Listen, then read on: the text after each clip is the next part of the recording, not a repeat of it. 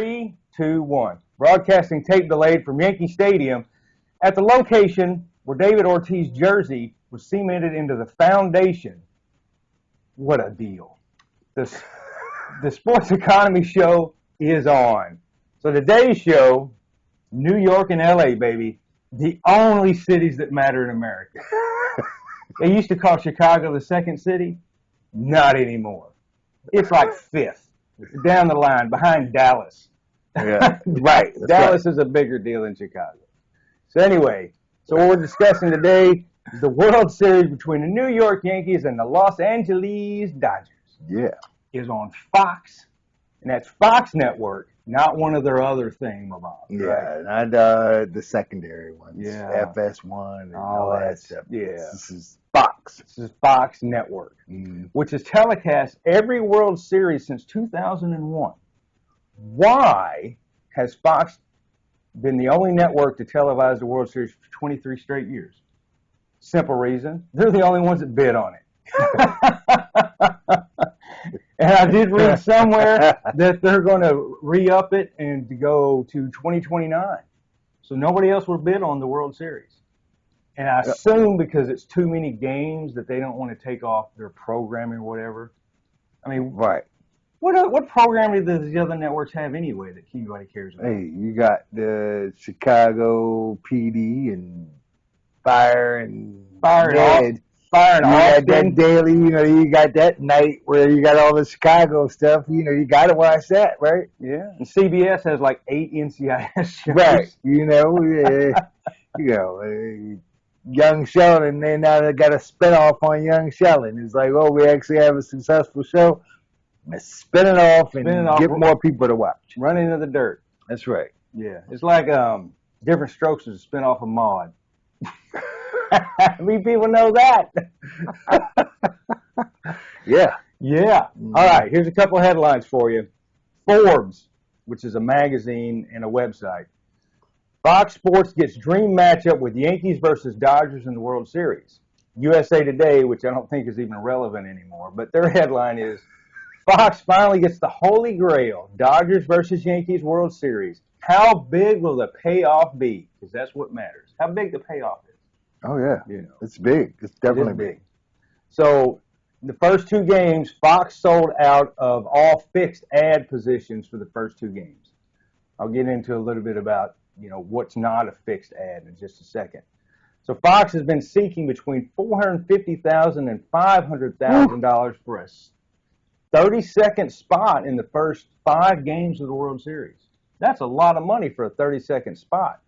I mean, and think about how many ads they can run in a game. That's a lot. Mm-hmm. Sure, they're maxing out on the ads. And would expect prices to rise if there is a need for a 6th or 7th game. Can you imagine what the ad spot for a 7th game World Series in Los Angeles will be? Oh, yeah. I bet it'll be close to $1 million for a 30-second spot. With the 2 largest TV markets? Yeah. Huge. Yeah. So, and they're running at about approximately 5 ads per half inning. I tried counting them, but it got a little monotonous.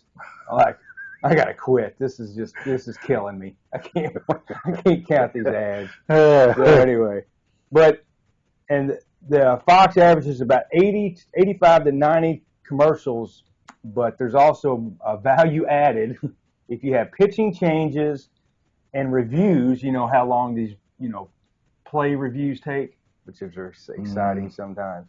And for extra innings, you can add 80 more commercials. Yeah. Anyways, they have a lot going on. But as I want to point this out, JP, the elephant in the room is Japan. They literally have a camera set up in some bar in Japan, and they go to it. When Ohtani comes up to bat, go to the ad. Go to the bar in Japan. Oh, I'm sure. It's like and literally, it's an hour. It's like 24 hours difference. Like, or was it 12? I don't know what it was. I think it's the morning there. It's the morning there, but I was thinking it was 12 hours difference because it was 9:30 at night. Yeah. and then there it was 10:30 in the morning. Yeah, something like that. Yes, yeah. it's the next day, so it's 13 hours, Yeah. I guess you would say. Mhm.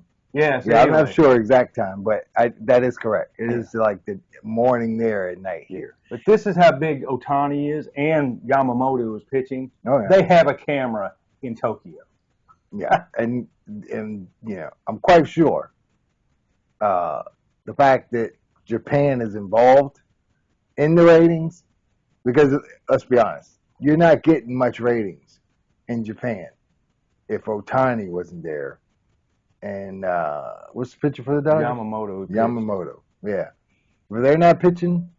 Well, okay, let's just be honest. It's Ohtani. It's Ohtani. Well, now wait a minute. They said the highest rating in Japan up until that time was when Yamamoto pitched against Hugh Darvish.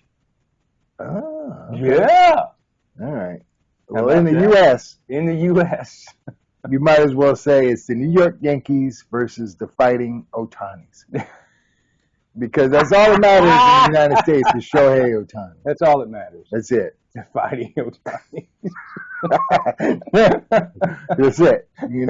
Hopefully the Yankees can muster enough. It's like Bugs Bunny against the Yankees in the cartoon.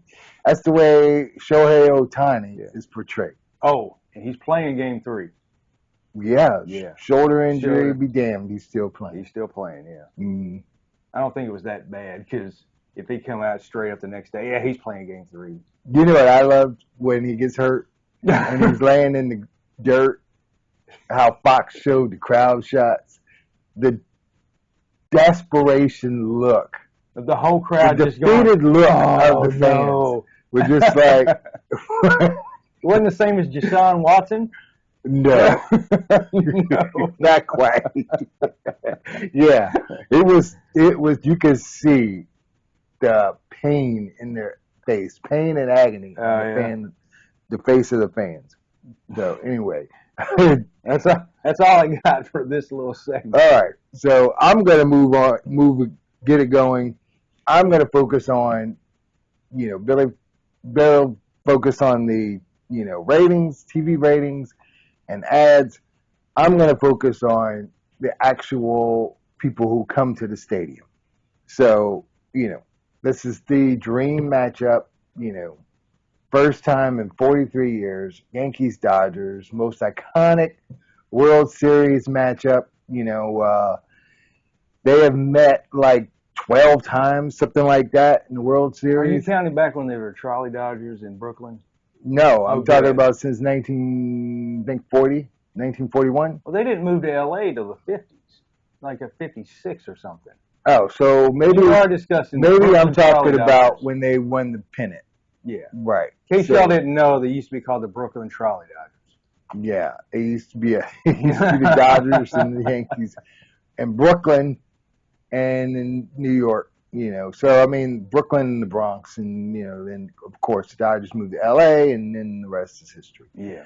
But all I'd say, ticket sales. This is the most expensive World Series ever, according to TickPicks. You got to say that. TickPicks. You got to Get say that that. ad right. in. TickPicks. Yeah, it's like when they name a That's what I stadium said. something. With you a gotta, T. You've got to name Okay. the stadium name. Right. So according to TickPicks, tickets on average are reselling for $1,700 on average. In comparison, like I said, this is the most expensive. This scalper prices is what you're saying? This is like for tickets that go on sale after people buy them. Okay, this is scalper Right. prices But the tickets were very expensive anyway. to begin with. Yeah. Yes, I think most of the tickets that are sold for World Series go to season ticket holders. They get first choice. Yes. Right, and in this case, most of the season ticket these two teams have a lot of season ticket holders, so they're not like the Pittsburgh Pirates, where almost every ticket is you can General walk up. admission. You can walk up an hour before the game and be like, hey, you got any tickets? No, you can't do that in LA, but you can get tickets in general, but just not as many as most stadiums. So All that to say, tickets on average are going for $1,700. When you compare, it's the most expensive when you compare it to last year between the Rangers and the Diamondbacks. Those average tickets for those were $776. So we're, pushing over almost $1,000 more. Yeah, but those tickets were mostly regional people. You didn't have people flying in from wherever to go to a Diamondbacks Ranger game in Arizona. And it was the Diamondbacks and Rangers. Yeah. Let's be honest. People there love them. But not too many people clamoring. I'll say this: if there was a Dallas regular season game in town, that would have more viewers. Oh, if the Cowboys are there, sorry, Rangers. Sorry, Rangers. Yeah. Mm-hmm. So before this season, before this World Series, the most expensive ticket sales for World Series was in 2016. Do you know what World Series that was?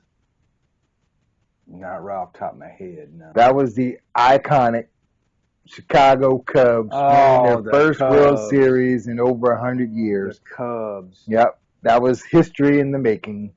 So, that was that series, and that was one of the most expensive tickets until this year. Well, also because trying to get into Wrigley Field, what does it hold? 3,500 people. Right. It's that. Right. It's Bob and them over there at the stadium. Bob and all his friends. There are more people out there on, what is it, Wyman Avenue or something? Yeah. It's not a big stadium. But, although it is one of my ballparks that I do want to go to before I actually am gone. So going back to the ticket prices.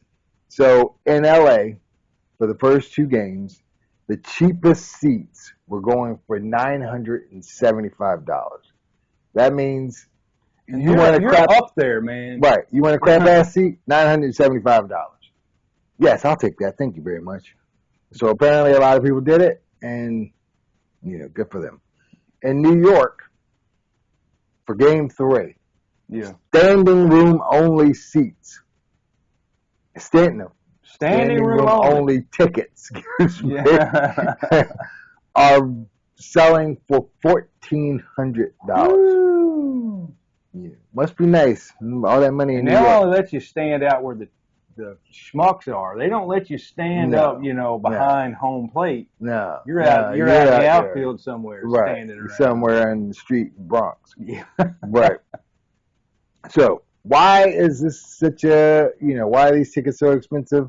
It's probably because of the whole New York, Ohtani, Judge. Ohtani, we probably have the MVP of the National League, MVP of the American League. Judge hit 58 homers this year. Ohtani had 54.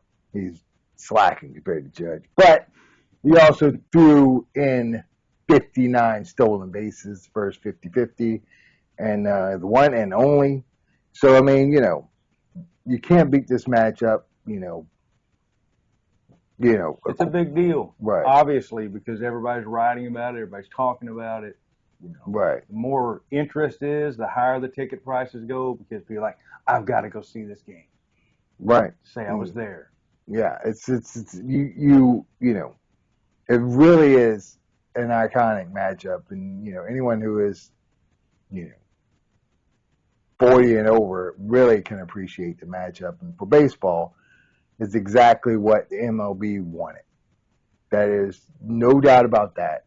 The MLB has to be smiling because these two teams made it to the I will say this.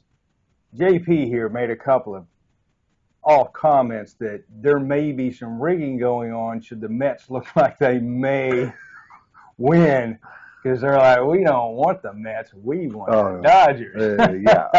It was I just happened to make the comment. If the Mets were going to get to the World Series, or they were going to have to beat the Dodgers.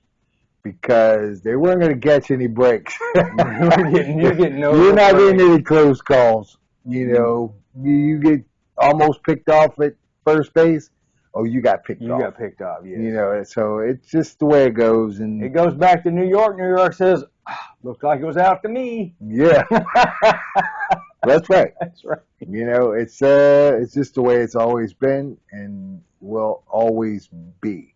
So, you know, it's good for baseball. It's good for, you know, anybody who loves baseball. And well, this brings a lot of attention to baseball.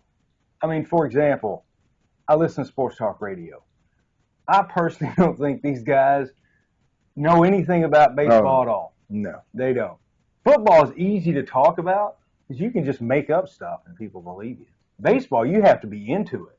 Yeah, I am actually a Major League Baseball fan. I watch it. You know, it's almost a daily thing for me in the summer, and I really enjoy it. But it is not the NFL compared to, you know, doesn't compare to the NFL for me.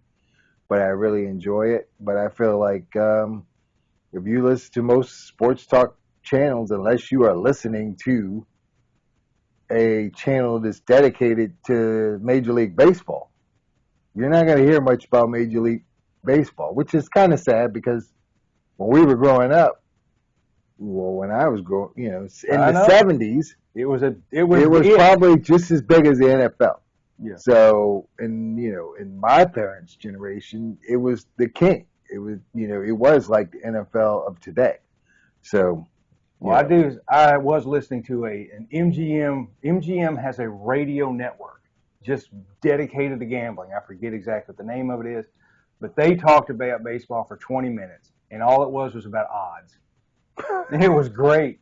So that was more of a gambling thing. Oh, it's a game. More talking about baseball. It's an MGM. But they knew what they were talking about. Right. It's an MGM sponsored radio station, and all they talk about is odds. And it was during the playoffs. They were for 20 minutes. They discussed baseball and in-depth stuff about, you know, odds. It was great.